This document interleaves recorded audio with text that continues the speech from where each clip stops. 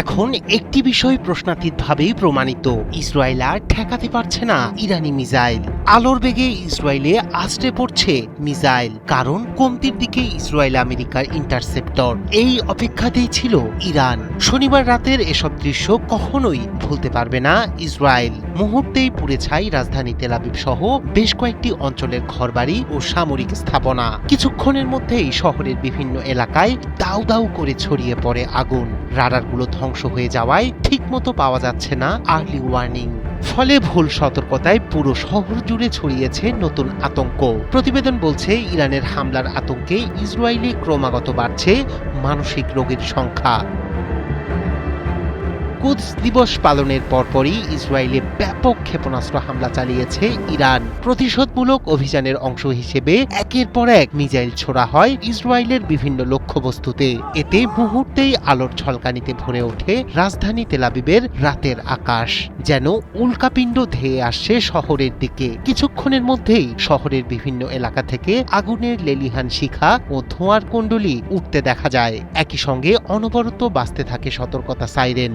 স্থানীয় বাসিন্দাদের মতে কয়েকটি এলাকায় ব্যাপক ক্ষয়ক্ষতি হয়েছে, ধ্বংস হয়েছে বহু ঘরবাড়ি এবং সামরিক স্থাপনা। শুধু তেল আবিবই নয়, ইরানি ক্ষেপণাস্ত্রের আঘাতে ক্ষতিগ্রস্ত হয়েছে উত্তরের গুরুত্বপূর্ণ বন্দর নগরী হাইফা সহ আরও কয়েকটি এলাকা।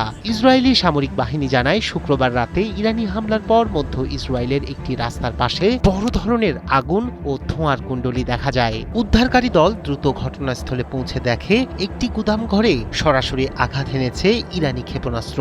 তবে হতাহতের তথ্য প্রকাশ করেনি নেতানিয়াহু প্রশাসন।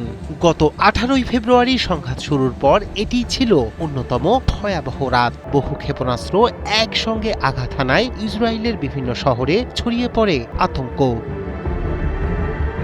মধ্যপ্রাচ্যে মার্কিন নজরদারি রাডারের ক্ষতি হওয়ায় আগাম সতর্কতার ব্যবস্থাও দুর্বল হয়ে পড়েছে বলে ধারণা করা হচ্ছে। ফলে অনেক সময়ই দেয়া যাচ্ছে না হামলার আগাম সতর্কবার্তা। এদিকে ড্রোন ও ক্ষেপণাস্ত্র হামলার আশঙ্কাও বাড়িয়েছে ইসরায়েলিদের উদ্বেগ। এর ফলে পুরোপুরি বদলে গেছে সাধারণ মানুষের জীবনযাত্রা। স্থানীয় বাসিন্দারা বলছেন, কখনো প্রযুক্তিগত ত্রুটির কারণে সাইরেন বাজলেও কোনো হামলা আসে না, আবার কখনো প্রকৃত হামলার সময় সতর্ক সংকেত কাজ করে না।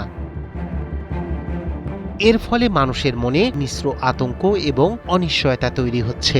এই পরিস্থিতি মানুষের মনে তৈরি করছে গভীর উদ্বেগ এবং মানসিক চাপ। বিশেষজ্ঞরা বলছেন, এই দীর্ঘমেয়াদী চাপ এবং বিনিদ্র রাতের কারণে ইসরায়েলে বাড়ছে মানসিক রোগীর সংখ্যা। এই সংখ্যা দ্রুত বাড়ার শঙ্কাও করছেন তারা। রায়হান কবির শুভ্র, ৭১।